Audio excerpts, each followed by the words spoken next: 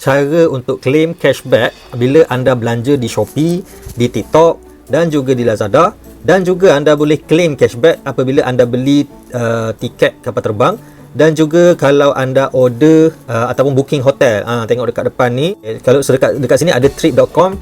So kalau anda beli tiket hotel, anda akan dapat cashback 4.5%. Yang ini pula ada, yang ini tiket.com, yang ni trip.com.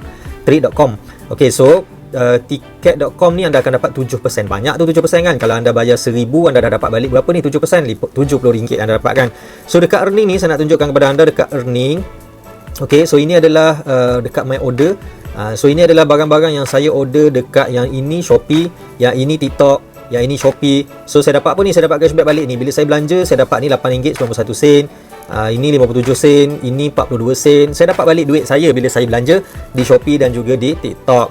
So itu duit yang saya dapat, okay, daripada perbelanjaan saya. Yang ini pula saya dapat hasil daripada buat bisnes dengan Mova ni. Okay, so dekat sini dia tunjuklah macam mana duit tu masuk kan, berapa hari bulan, berapa sen-sen saya dapat ni. So ada macam-macam lah kan, income dekat sini.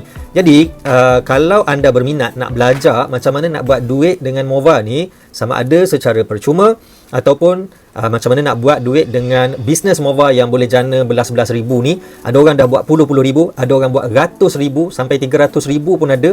Tak sampai setahun pun buat, beberapa bulan saja dah ratus ribu, macam orang yang fokus. Jadi kalau anda nak belajar, boleh tengok dekat link yang saya sediakan tu, kedaiklik.com/kelasmova. Pergi dekat situ, so anda boleh join kelas dan anda boleh belajar macam mana nak buat duit dan juga claim cashback. Jumpa ada dalam kelas nanti.